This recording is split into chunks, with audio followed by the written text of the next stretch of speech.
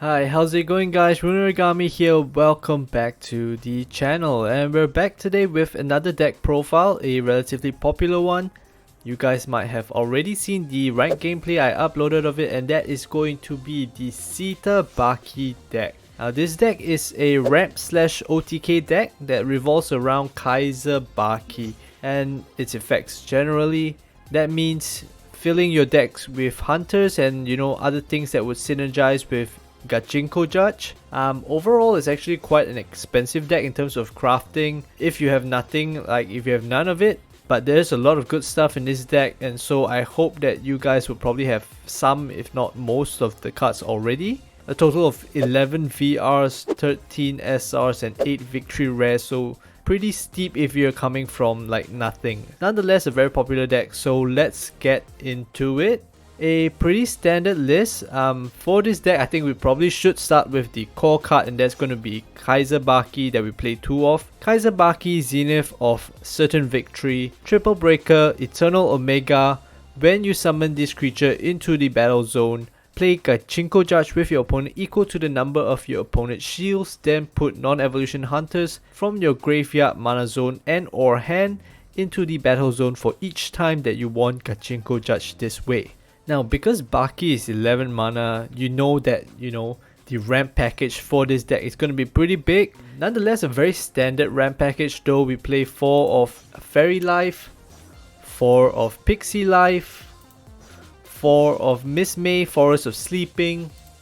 We play 2 of Faerie Shower and 2 of Baban, Earth's Blessing. Nothing really special, it's just pretty much the best ramp options for what they do and like how much mana they stand for. And then maybe just Pixie Life is an option to get Baki out from the mana zone if it accidentally goes in there since you're doing so much ramping.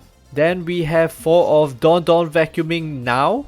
I always trip on this one because this card was called Intense Vacuuming Twist in the past, and that's very much what I was used to, and it's also a way better name. A great trigger for a Ceta deck, obviously, like the Fire Nature component, and of course defensively a bounce and also a search, so it's kind of the kind of card that when it gets off in your shield trigger, it's not really an occasion where it's completely useless. Next up, we play 4 of Hyperspatial Ryusei Hole. I know it's a strange one to have, but in a strange way, especially if you're in Ceta, you kinda always want to play this card because of how good it is. It's not a psychic deck in any way or form, but this card in particular is super versatile. Ramp, draw, destroy your opponent's creature, or any other combination, you can do that. There is an opportunity for Gael or something like chopping Ryusei into Gael, getting this and then summoning out everything. But unfortunately, maybe not unfortunately, we only play 4 copies of this Ryusei Hole. So the odds of that happening, like pulling off 3 successful psychic summons and then your opponent not doing anything about them, is pretty low. I actually did do it once in the ranked gameplay, so you can go and check that out. But I would say that don't actively look for that as a play because it's just not that likely you will get it. And then we have 2 of Cyber End World. When this enters the battle zone, each player shuffles their hand and graveyard into their deck, then each player draws 5 cards. Potential draw and reset for your deck if too many things are in the graveyard. Straight up counter to graveyard centric decks like MRC. And yeah, just generic good stuff addition, which actually a lot of things in this deck actually are like, good stuff, because Ceta is just such a good stuff civilization. Then we have another shield trigger. We play 2 of Super Flaming Hellscraper. Shield trigger, destroy any number of your opponent's creatures that have a total power of 6,000 or less. Pretty much the best anti-rush shield trigger in my opinion, and which is something you definitely need for a slower deck like this. Goes extremely well into, Mono Water Java Jack as a counter rush. Finally, we get into something juicier. We play 2 of the Aqua Intelligence 3rd G. When this enters the battle zone or attacks, play Gachinko Judge with your opponent. If you win, return all of your opponent's untapped creatures that cost 6 or less and return them to their owner's hands. During Gachinko Judge, your revealed cast costs 3 more, so pretty much +3 to your Gachinko score in that sense, and Double Breaker. So a potential anti-rush with its first effect, but you know, it relies on your opponent's creatures being untapped, cost 6 or less, and then winning the Gachinko Judge, which is really shaky if you're thinking on relying on it to survive. But generally, this just synergizes with what Baki wants to do. It's a hunter itself, it improves your Gachinko Judge results tremendously, and another thing is this, along with Onimaru hit, can be a very strong finishing combo. Next up, we play 3 of Soulswap. Shield trigger, you may put a creature into its owner's mana zone. If you do, put a non-evolution creature that costs the same or less than that owner's maximum mana from their mana zone into the battle zone. And now, because you're ramping so much, it's very likely that a lot of these things will just happen to fall into the mana zone because of the ramp. So a natural remedy is to rely on something like Soulswap. You know, sometimes it's also good to put important cards into the mana zone instead of keeping it in your hand to sort of dodge on avoid it being discarded. And then knowing that you can get it out through Soulswap or something like Pixie Life or even Baki's effect itself.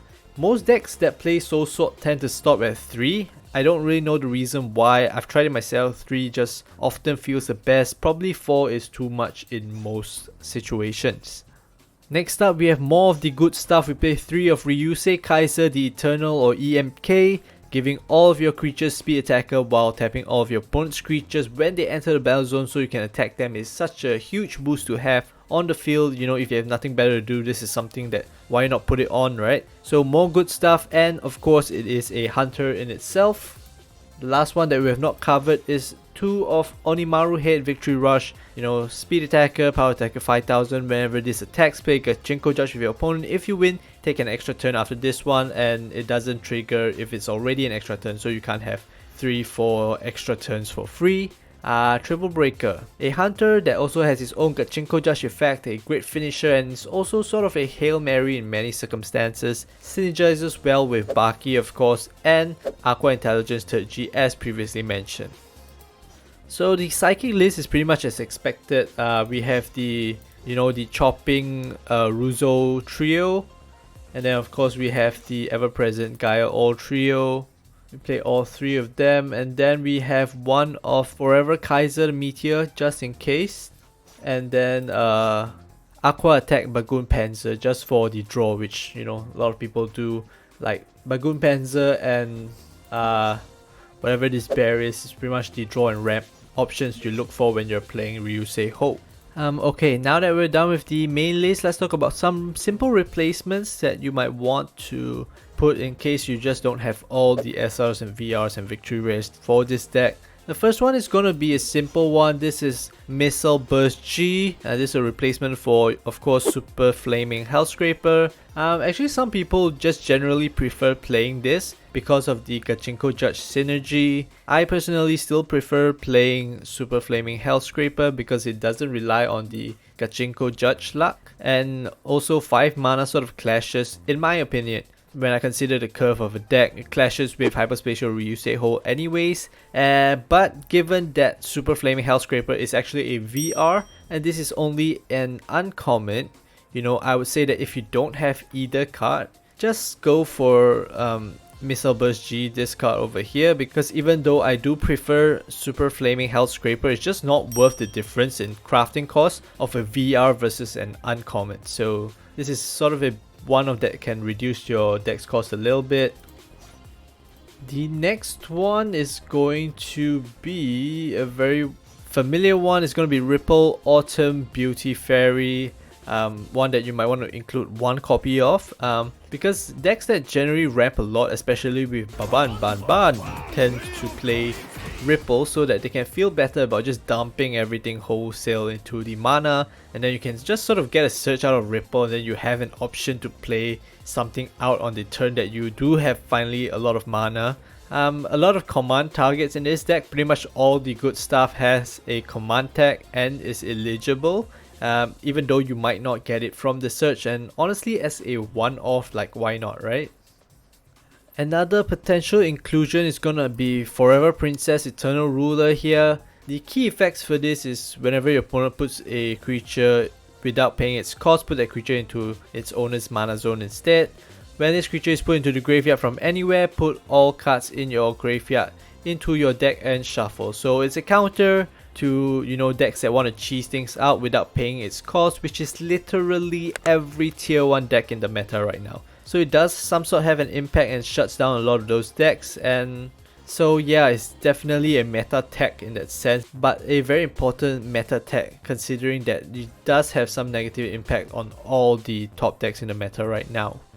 And then one on the higher end on the spectrum is going to be Wedding. Of course, like I mentioned many times, Wedding Zenith for Celebration is like the premium finisher after, you know, Sapphire is rotated out. Y'all are already familiar with this card. It's an alternative finisher to Baki and Head in that sense, and a more secure finisher than Baki most times because obviously it has its defensive effects and then it also destroys shields instead of breaking them.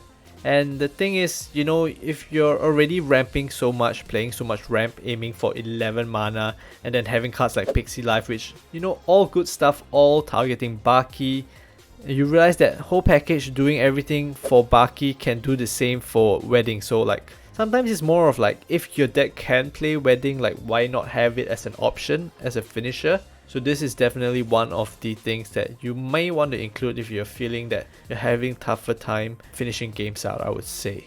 And you know, the more that I'm looking at these replacements, the more I'm actually thinking that I actually should be including them in this deck. Especially, I would say, one copy of Ripple and Forever Princess. My list is going to remain the same because it's more of a vanilla list and it's the one that I used in the ranked gameplay. But you should definitely consider, you know, some of these replacements slash additions. They actually, you know, look pretty good and make a lot of sense. And yeah, that's it. This is the deck that helped me reach Masters in ND this season in the Beethoven Cup. Definitely amongst the top decks, and it's very popular because of all the good stuff and fun cards that you get to play with. But it's probably the weakest among the top tier decks because it is slow when going up against the likes of Java Jack and the Gates. But you know, I always think that fun should always be more important. If it's a deck that you like to play with and you can get to the rank that you want to get to, I think you should definitely play that instead of, you know, not having fun while climbing rank. I've already uploaded the ranked gameplay of me taking this to Masters, so please go and check it out. Any other questions on the deck, you can just leave them in the comment section down below and I'll try my best to answer them. Hope you guys enjoyed this video and found this deck interesting. If you did, do help me drop a like on it to let me know, and I'll keep making more videos just like this one.